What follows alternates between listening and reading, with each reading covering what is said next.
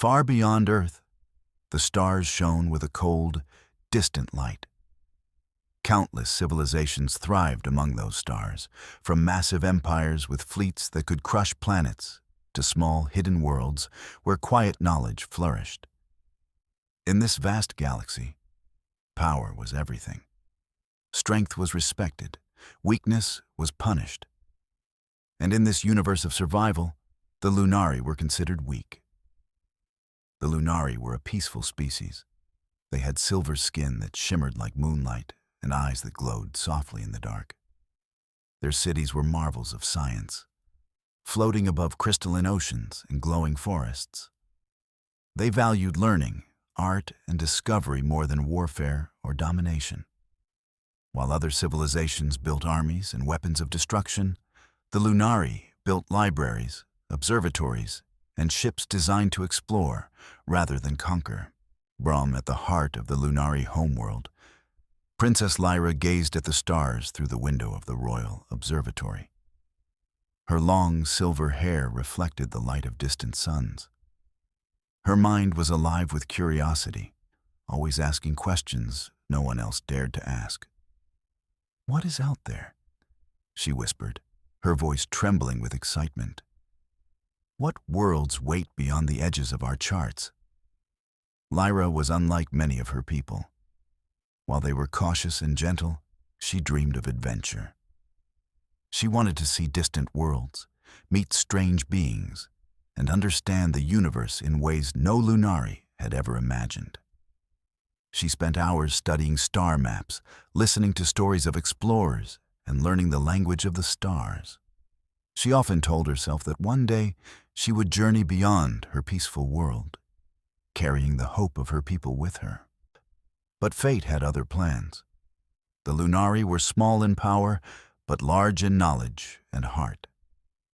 That was not enough for the Galactic Assembly, the council that ruled over the stars. The Assembly believed the galaxy belonged only to the strong. Every few cycles, it judged which species were worthy of protection and which were unfit to survive.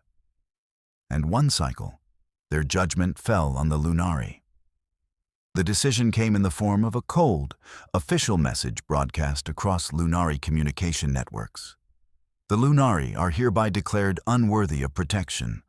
Other civilizations may act against them at will. The Assembly will not intervene. Survival is not guaranteed. For a species that had never fought a war, the message was incomprehensible. Fear and disbelief spread quickly. Leaders argued and pleaded. Scholars proposed ideas. Diplomats reached out to other civilizations for help. But their calls were ignored, dismissed, or refused outright. Some civilizations claimed they could not risk angering the Assembly. Others said it was not their problem. A few laughed openly at the Lunari, seeing them as naive fools. Within days, the first attacks began. Vast fleets of armed ships descended on Lunari cities, burning structures, destroying fleets, and scattering populations. Lyra watched from the bridge of her mother's royal starship as the cities she had loved, the streets she had walked, and the libraries she had adored were reduced to flames and floating debris. Her heart ached as families ran, trying to save their loved ones. Mothers clutched their children, elders guided their people, and soldiers did what little they could against overwhelming forces. For Lyra knew that staying meant certain death. She made a decision that would change the course of her life. She gathered the few starships that remained functional and called her people to flee. The largest of the ships carried hundreds of Lunari, including scholars, children, and elders. The smaller vessels carried supplies, research equipment, and whatever personal treasures could be saved. Lyra herself commanded the flagship, a sleek exploration vessel named Luminara, with her closest advisors at her side. As they left their homeworld behind, Lyra took one last look at the planet she loved. Smoke rose from the cities, rivers of silver light disrupted by fire, and the skies filled with debris from their shattered world. She felt a deep sadness, but also a burning determination. She had to keep her people alive.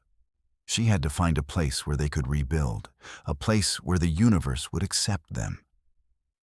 Weeks passed as the Lunari fleet drifted through empty space. Supplies dwindled and hope grew fragile. Every planet they visited was either uninhabitable or closed to them. Some civilizations turned them away politely, citing politics or lack of resources. Others were openly hostile, fearing the presence of the Lunari might bring the wrath of the Assembly. During this time, Lyra spent long hours in the observation deck, staring at the endless stars. She would talk quietly to her advisors and her closest friends, sometimes sharing her fears, sometimes dreaming aloud. "Perhaps the universe has no place for us," she said one evening, her voice heavy with despair. "Perhaps we were meant to vanish like dust in the wind." One of her advisors, a wise elder named Seren, placed a gentle hand on her shoulder. "Lyra," he said, "we are not dust. We are Lunari. We carry knowledge, wisdom, and hope. The galaxy may reject us, but we cannot reject ourselves. We must keep looking. There must be a world that will welcome us." Lyra nodded, grateful for the words. But the truth remained difficult to face. Every world they approached seemed to close doors on them. It was a bitter lesson in the harshness of the galaxy. The Lunari had always believed in reason, in negotiation, in the power of knowledge. But the galaxy had no use for such things in times of war. Then, after what felt like endless wandering, their sensors detected a small, blue planet in a quiet, unassuming star system. It had no massive fleets, no grand empires, and no reputation in the Galactic Assembly's records. It was small, primitive, and almost invisible from space. Lyra's heart skipped. Could this be it? Could this tiny world be the place where the Lunari could survive? The planet's atmosphere was breathable, its oceans deep, and its lands varied. Sensors showed cities scattered across the continents, but nothing that resembled the large civilizations that dominated much of known space. She hesitated. "Perhaps we are too late. Perhaps this world will reject us too," she whispered. But hope, fragile and flickering, returned to her heart. "But we must try." Lyra authorized the first communications. Using a combination of their language and universal symbols, she sent a message to the planet below. It was not a demand, not a threat. It was a plea. "We are the Lunari. We are refugees. Our world has been destroyed. We seek only shelter and peace. Please, help us survive." Days passed in tense silence. Every Lunari aboard the fleet watched the sensors, waiting for a response. Some prayed, others prepared for rejection. Many feared that no civilization in the galaxy would answer their call. But Lyra refused to give in to despair. She continued to walk among her people, offering encouragement, reminding them of their resilience, and teaching the children small songs and games to keep their spirits alive. Finally, a response came. It was unexpected. It was simple. It was human. "We do not know you. We do not understand your technology. We do not know your people. But if you come in peace, you are welcome here." The words stunned the Lunari. Lyra herself felt tears in her eyes. After all they had faced, after all the rejection and cruelty, a species they had never met was offering them sanctuary. No one had done this before. No other civilization had ever dared. Lyra's voice trembled as she shared the news with the fleet.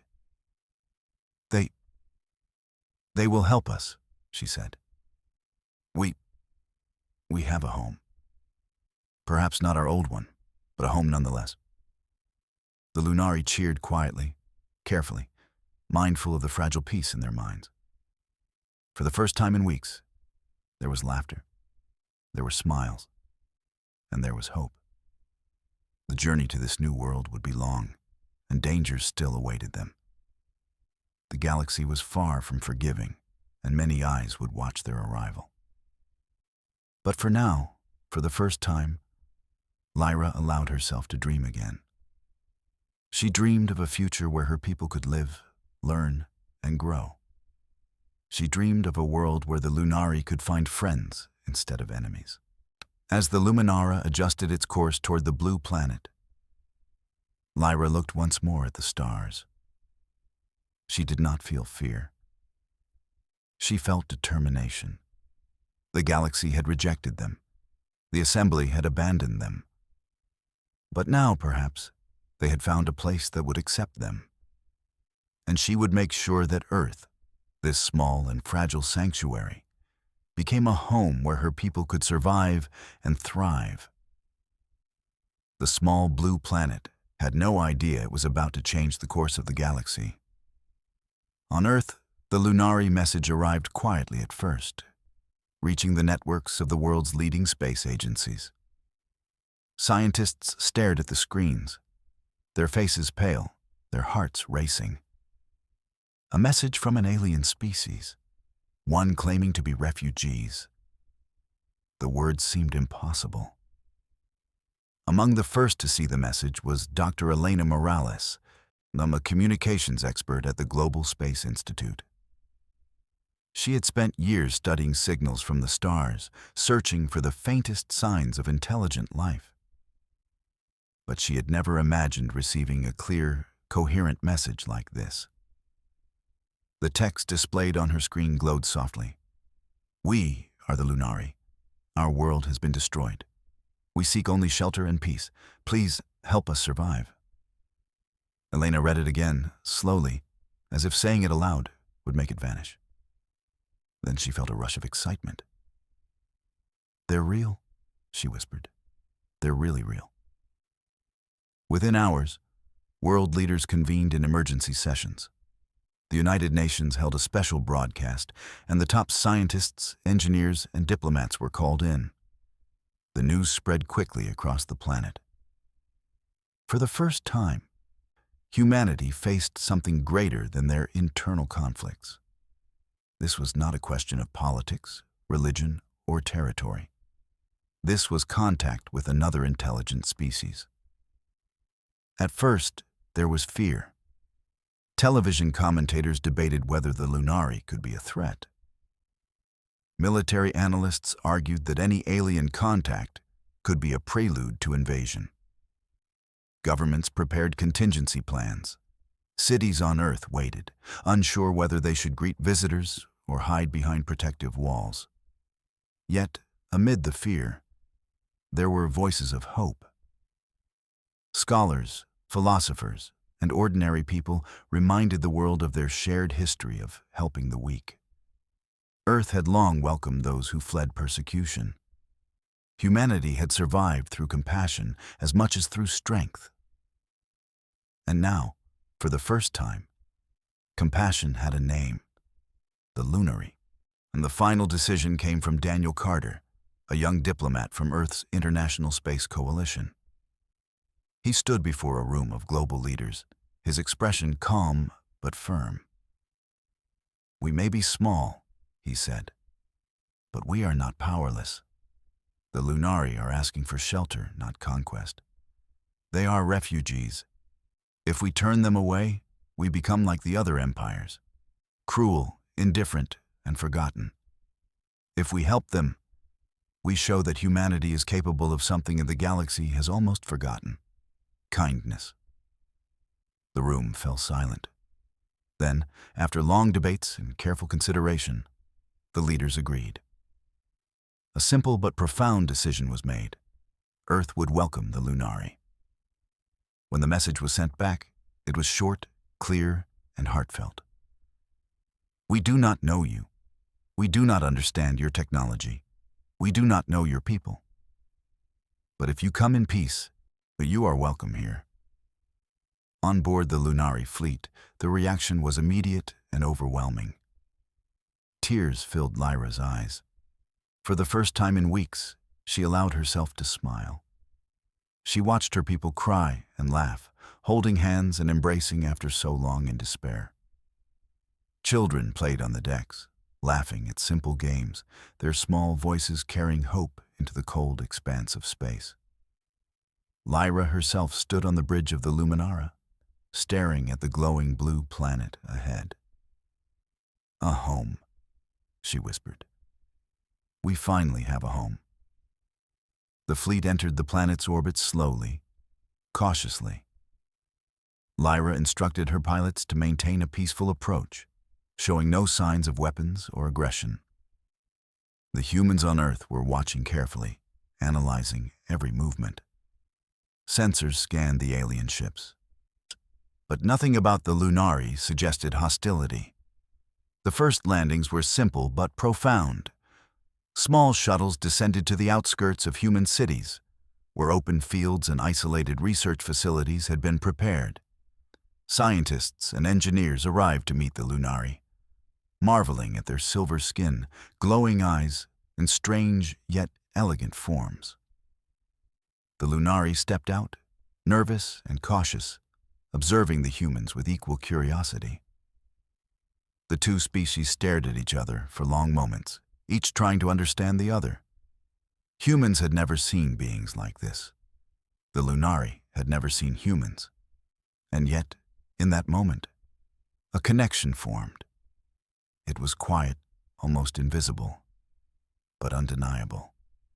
Lyra walked among the humans, her voice soft but confident. "We come in peace," she said. "We seek only safety and friendship." Human scientists guided her through the city. Engineers showed her how their systems worked. Children approached cautiously at first, then with smiles, holding out small toys or sketches. Lyra bent to greet them, laughing softly as the children asked questions about her eyes, her hair, and the glowing patterns on her skin. For weeks, humans and Lunari worked together to build shelters, hospitals, and research centers. The Lunari shared knowledge of their advanced technology, teaching humans about energy-efficient systems, medical innovations, and starship engineering. In return, humans taught the Lunari about Earth, its ecosystems, and human culture. Libraries were established where both species could study side by side. Lyra spent her days coordinating relief efforts, visiting orphanages, and learning Earth languages. At night, she would look up at the stars, feeling a mix of wonder and anxiety. She knew this sanctuary was fragile. The galaxy still watched. Powerful civilizations would not forget the Lunari so easily. And she was right. Word of Earth's hospitality spread slowly at first, then like wildfire. Distant empires learned that a small, young species had dared to protect the Lunari. The Galactic Assembly, which had declared the Lunari unworthy, was not pleased. Messages of warning, veiled threats, and ultimatums began to appear on communication channels. Lyra received the first warnings in private. "You are putting yourselves at risk," the messages said. "No civilization should shelter the rejected. Your actions will have consequences." She read the words carefully, her heart tightening, but she refused to let fear guide her. "We do not act out of fear," she said to her advisors. "We act out of hope. We protect those who cannot protect themselves. That is the Lunari way. And perhaps it can become the human way too." Even the children aboard the Lunari ships seemed to sense the importance of this new world. They explored Earth's forests and beaches, collecting shells, stones, and leaves. They asked questions about humans' lives, schools, and families. Every small discovery, every laugh, every shared meal reminded Lyra that the future was worth protecting. Among the humans, curiosity grew into admiration. People watched the Lunari learn, adapt, and contribute. Artists painted portraits of the silver-skinned visitors. Musicians composed songs inspired by the glow in their eyes, and scientists marveled at their knowledge of distant stars, physics, and medicine. Dr. Elena Morales worked closely with Lyra to translate the Lunari's language. She noticed how much the humans were learning, but also how much the Lunari were learning in return. "It's more than a meeting of species," she said one evening. "It's a meeting of hearts and minds." Lyra nodded, her eyes reflecting the fading sun. "We were rejected by the galaxy," she said softly.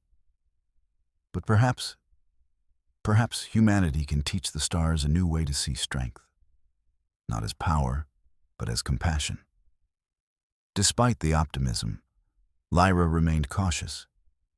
She knew that the galaxy would test them. Powerful empires would not simply allow the Lunari to remain on Earth without questioning or challenge. They had fled destruction once. They could not risk being powerless again. And so preparations began quietly. Scientists and engineers worked to create advanced defenses, not for attack, but to protect their sanctuary. Humans learned from Lunari technology to shield cities, communicate faster across the globe, and monitor space for any threats. But for now, there was peace, and it was beautiful.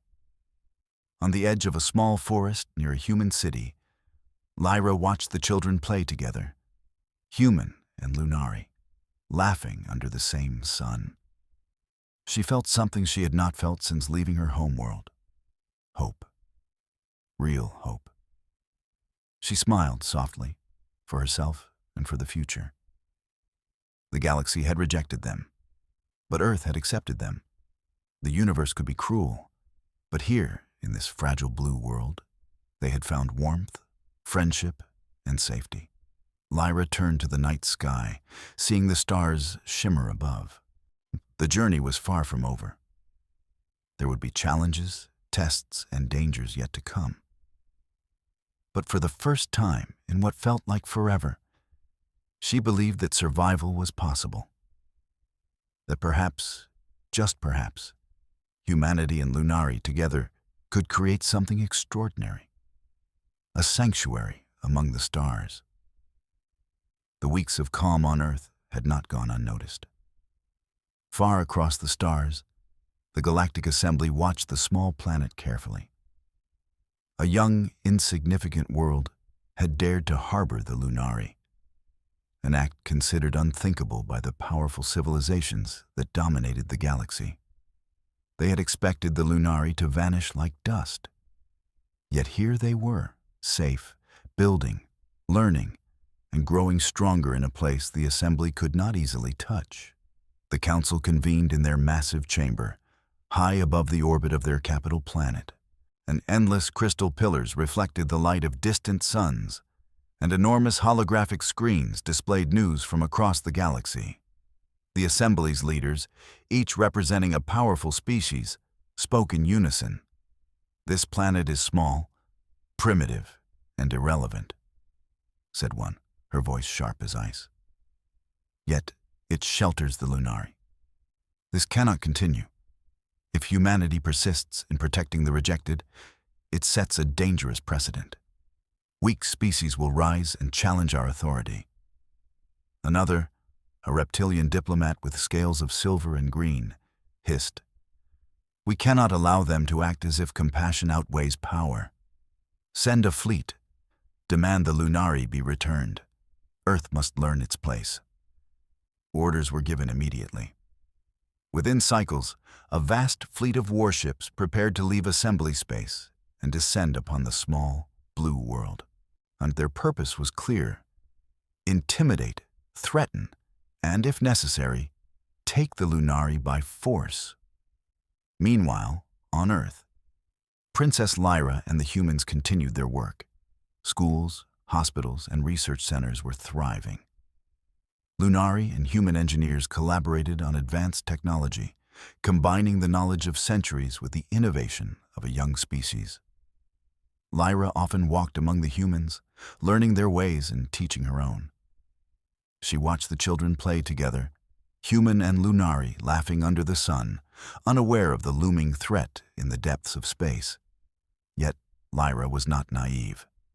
Her people had fled once before, and she knew the galaxy would not remain indifferent for long. "We are safe now," she said to Daniel Carter, the human diplomat guiding their efforts. "But the galaxy will not wait. Now we must prepare." Daniel nodded gravely. "We have begun building defenses," he said. "But our strength is nothing compared to the assembly. We can protect our planet only if we act smartly, not blindly." In orbit, the first assembly scouts appeared. Ships larger than any humans had imagined, glinting with weapons that could destroy continents. Humanity watched in fear, but they also felt determination. The Lunari had taught them about courage, hope, and survival. And now it was time to put those lessons to use. Lyra stood on the observation deck of the Luminara, staring at the approaching fleet. Her silver hair floated in zero gravity as her eyes glowed softly, reflecting the light of the massive ships. "They think we are weak," she whispered. "But they do not know us, and they do not know humanity." On Earth, the scientists and engineers worked tirelessly. Satellites were equipped with Lunari energy shields. Cities were fortified with advanced protective grids. Communication systems were upgraded, linking every corner of the planet to Central Command. Humans learned to operate Lunari technology, combining it with their own innovations to create unpredictable defensive measures. The Lunari helped train human crews in starship navigation, energy manipulation, and rapid repairs. While humans lacked the experience of galactic warfare, they compensated with creativity, adaptability, and an unbreakable spirit. The first confrontation was subtle. Assembly ships sent messages of warning, demanding that Earth hand over the Lunari. They threatened destruction, claiming the humans were foolish to challenge the rules of the galaxy. But Daniel Carter responded firmly. "Earth does not hand over refugees," he said. "We will protect those who come to us in peace. Any action against them will be considered an attack on our planet." The assembly commanders laughed at the response. They had faced civilizations that bowed to fear. Earth's defiance was unexpected. Lyra gathered her people and spoke quietly. "Do not panic. We have prepared. The humans are strong in ways the galaxy does not understand. We will not fight to conquer, but we will fight to protect. Remember, courage is not the absence of fear. Courage is acting despite fear." As the assembly fleet advanced, Earth's defenses activated. Satellites projected energy barriers around cities. Human ships, small but fast, patrolled the skies. Lunari guidance systems allowed precise coordination of all defensive measures.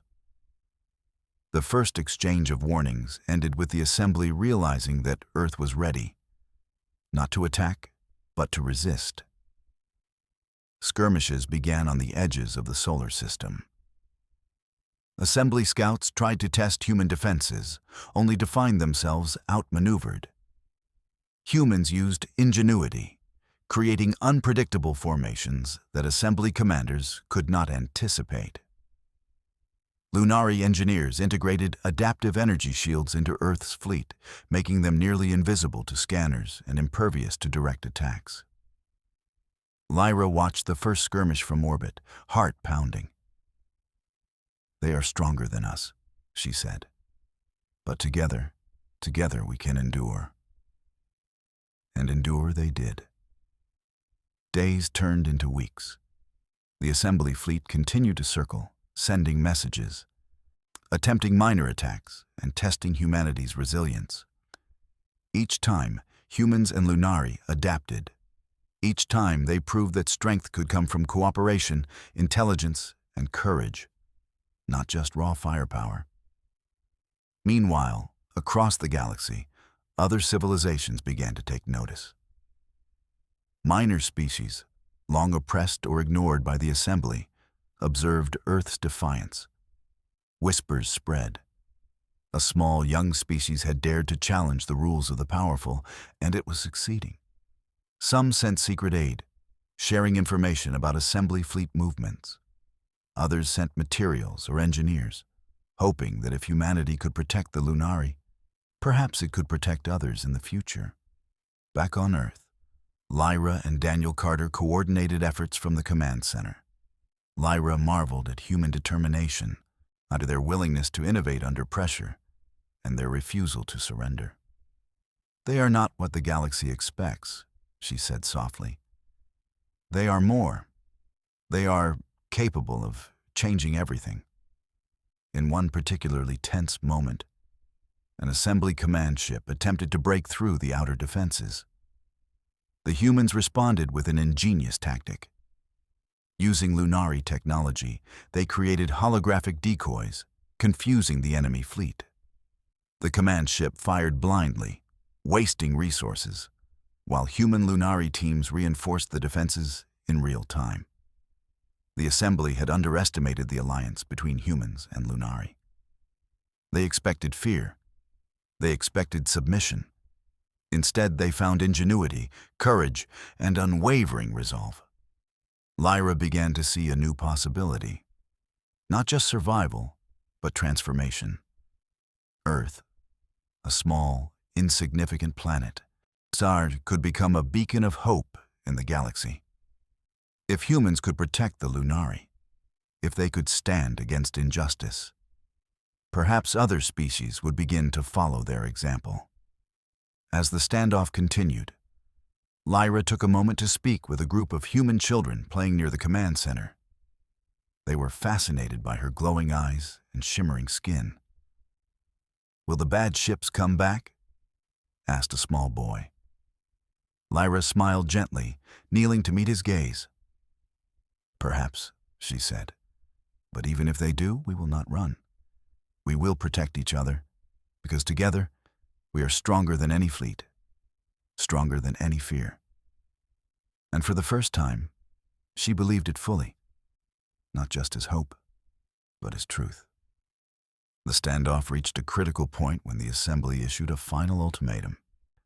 Their fleet would attack unless Earth surrendered the Lunari immediately. Lyra and Daniel Carter met with global leaders and scientists to decide on a course of action. Every mind in the room understood the gravity of the moment. Giving in meant losing everything they had built. Fighting meant risking destruction. Yet no one wavered. The choice was clear. Humanity would protect the Lunari, no matter the cost. Lyra addressed the world in a broadcast that reached every city, every home, and every heart. "We have been rejected by the galaxy," she said, her voice calm but strong. "Our homeworld was destroyed. We have nowhere else to turn. But here, on this small planet, we have found hope. Humanity has offered us sanctuary. We will not abandon it.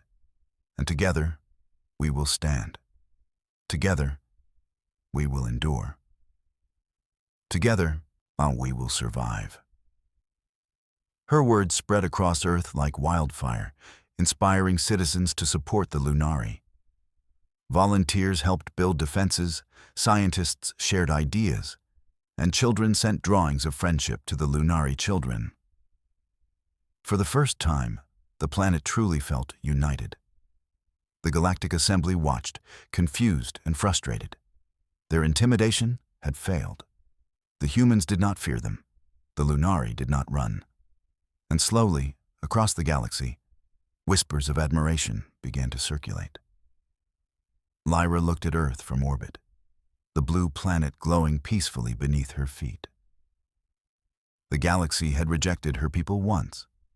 Powerful empires had tried to crush them. But now, here, on this small planet, something remarkable was happening. Earth was not just protecting the Lunari. It was teaching the galaxy a lesson, one that no fleet, no weapon, and no law could erase. Strength was not measured by power alone. Strength came from courage, unity, and compassion. And the greatest battle, she realized, was just beginning. The tension in the solar system had reached its peak. The Galactic Assembly's fleet loomed in orbit, vast and imposing, casting long shadows over Earth.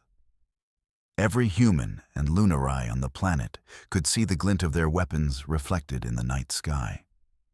The world held its breath. Princess Lyra stood on the observation deck of the Luminara, surrounded by her advisors. Her glowing eyes reflected the massive assembly ships, and her silver hair floated gently in the low gravity. "This is it," she whispered. "The moment we have been preparing for. We must protect our sanctuary no matter what happens." Daniel Carter, standing beside her, nodded. "Humanity is ready. We've learned from the Lunari. We've trained, prepared, and adapted. We may be small, but we are not weak. The galaxy is about to learn something new." Across Earth, humans worked tirelessly to strengthen their defenses. Satellites projected shimmering energy shields over major cities, and advanced communication networks allowed instant coordination between continents. Human pilots, trained with Lunari guidance systems, patrolled the skies, while scientists monitored the assembly fleet for weaknesses. The first messages from the assembly arrived in the form of threats. "Surrender the Lunari immediately," they commanded. "Your planet is insignificant. Resistance is meaningless. Any opposition will be met with total destruction." Lyra read the messages aloud to the Lunar Council and the human leaders present. Her voice was calm but firm. "They may be powerful," she said, "but we do not act out of fear. We act out of hope, courage, and the belief that every life has value. Earth has chosen to protect us. We will honor that choice." For days, the standoff continued. The assembly fleet attempted to intimidate, sending warships close to Earth, launching simulated attacks, and broadcasting messages designed to create fear. But humanity and the Lunari did not falter.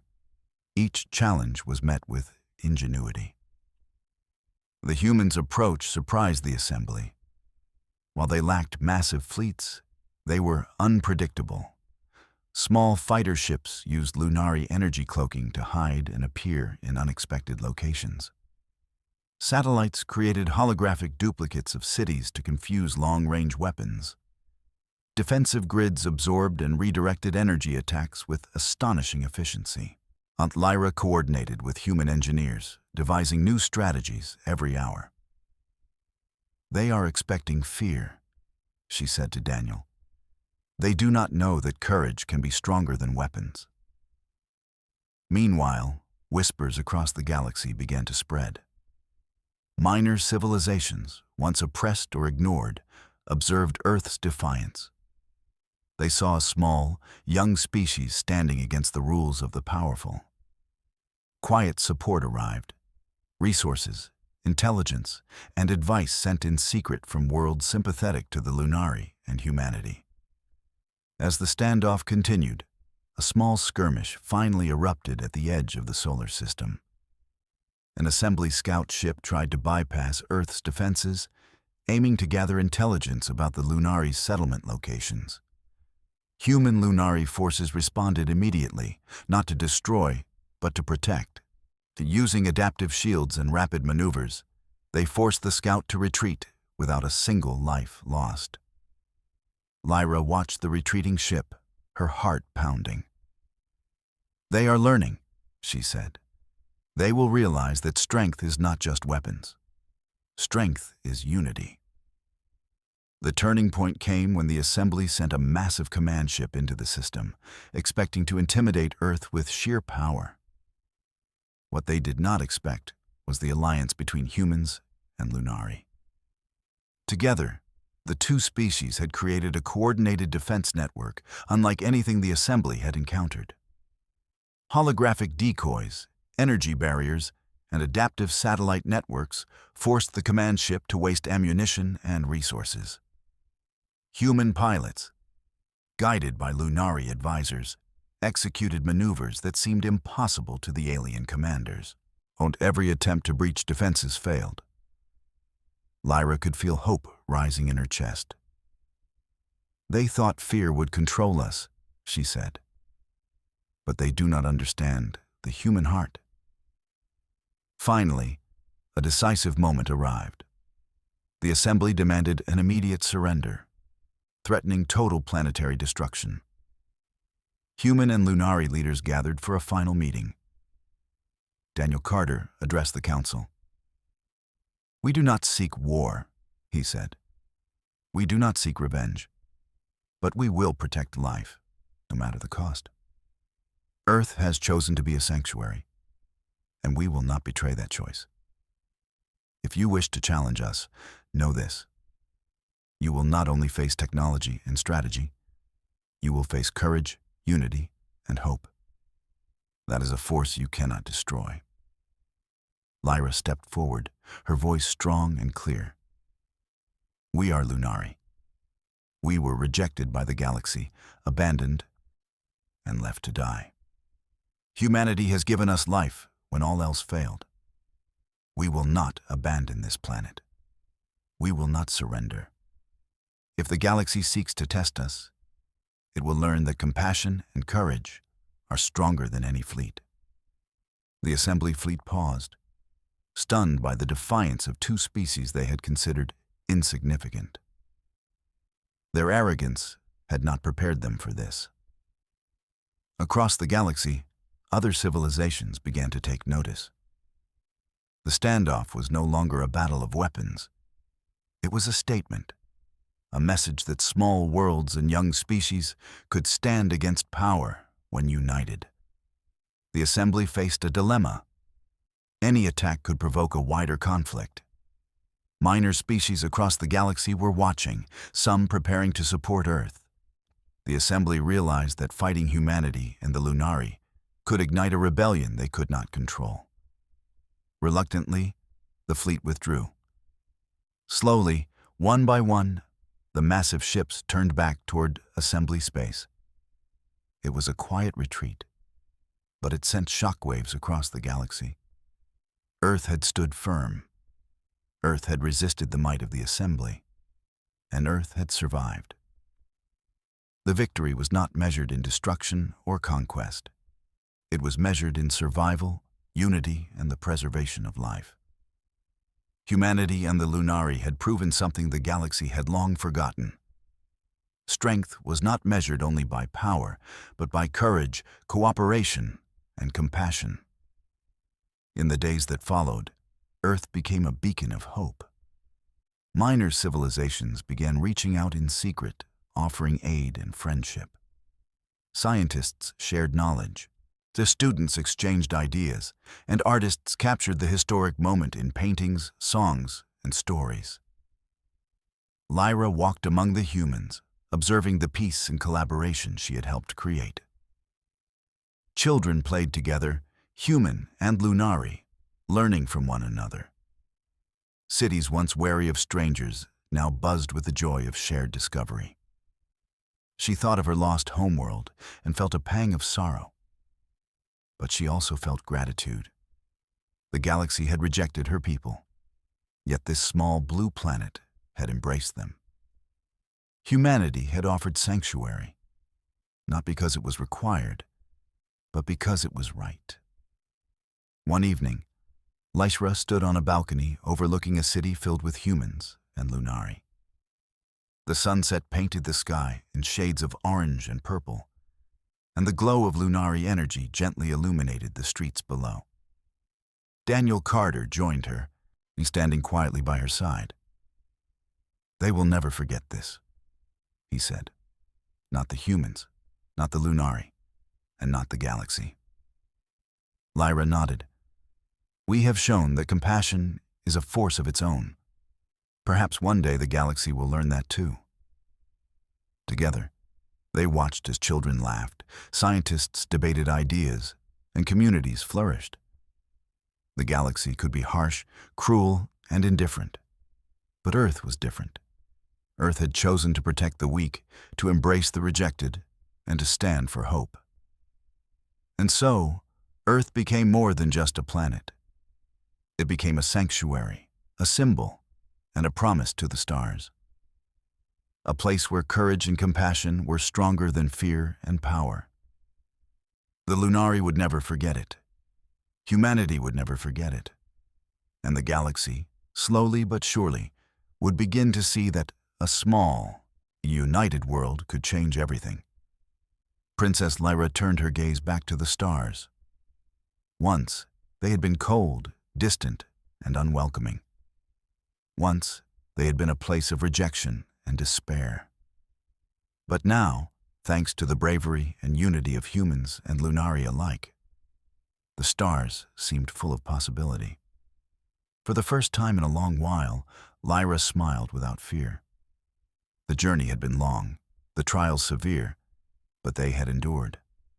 And together, they had built something lasting, something extraordinary, a sanctuary across the stars. The galaxy had rejected them once, but on Earth, they had found life, hope, and a future. And nothing, not power, not fear, not even the assembly itself, could take that away.